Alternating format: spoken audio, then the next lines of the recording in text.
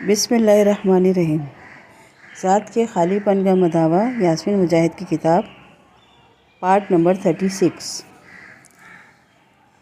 آگے لکھتی ہیں، خوف کا استعمال۔ شیطان خوف کو ہمارے خلاف ہتھیار بنا کر استعمال کرنے کی کوشش کرتا ہے۔ وہ ہمیں خوف اور مایوسی کے حصار میں جکڑے رکھنے کی کوشش کرتا ہے۔ خوف وہ زنجیر بن جاتا ہے جو ہمیں مفلوج کر دیتی ہے اور ہمیں بھرپور زندگی بسر کرنے یا اللہ کی قربت حاصل کرنے سے روک دیتا ہے۔ لیکن اگر آپ ان اقدامات، دعا اور عمل کو دہراتے رہیں تو دعا مانگنے اور اللہ سبحانہ تعالیٰ پر انحصار کی بدولت خوف ہمارے خلاف شیطان کے ہتھیار کی بجائے ہمیں اللہ کے قریب لے جانے کا ایک ذریعہ بن جاتا ہے۔ لہٰذا خوف بذات خود آپ کو اللہ کے نزدیک لے جا سکتا ہے، اور اگر اس خوف کا منبع وسوسے ہوں تو شیطان انہیں آپ کے ذہن میں انڈیلنے سے باز آ جائے گا، کیونکہ جتنا وہ ہتھیار استعمال کرے گا اتنا ہی آپ اللہ سے قریب ہوتے جائیں گے۔ مفلسانہ ذہنیت۔ اللہ ہمیں قرآن میں بتاتا ہے، شیطان تمہیں مفلسی سے ڈراتا ہے اور شرمناک طرز عمل اختیار کرنے کی ترغیب دیتا ہے، مگر اللہ تمہیں اپنی بخشش اور فضل کی امید دلاتا ہے۔ اللہ بڑا فراخ دست اور دانا ہے۔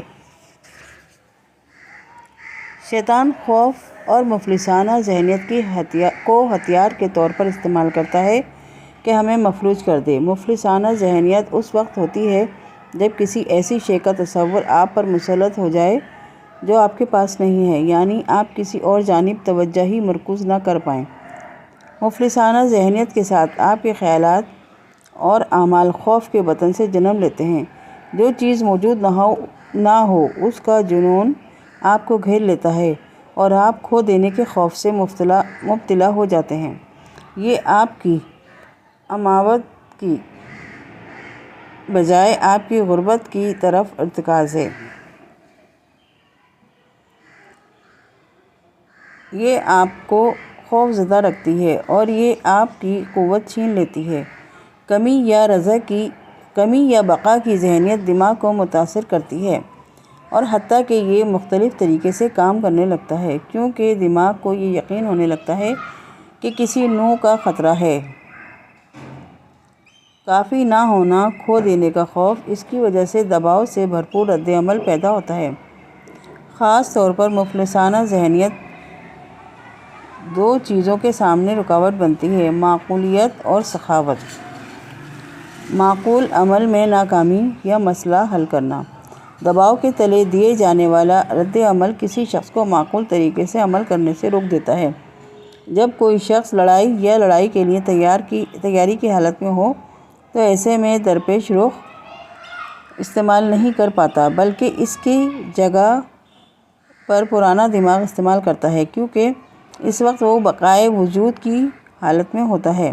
جب ہم اپنی اعلیٰ درجے کی معقولیت کو استعمال نہیں کرتے تو ہم برے انتخاب کرتے ہیں۔ ان برے انتخابوں کا نتیجہ لامحالہ ذاتی انتشار کی صورت میں نکلتا ہے، کیونکہ ہم بڑی تصویر کو مد نظر رکھ کر عقلی طور پر سوچنے اور فیصلہ کرنے کے قابل نہیں ہوتے۔ لڑائی کی حالت میں ہونا کسی فرد کو سرنگی بصارت، ایک روحی محدود سوچ کا شکار کر دیتے ہیں۔ دوسرے لفظوں میں، وہ فرد صرف اسی ایک خوف کی جانب مرتکز ہو جاتا ہے اور اپنے دائیں بائیں کچھ دیکھنے کے قابل نہیں رہتا۔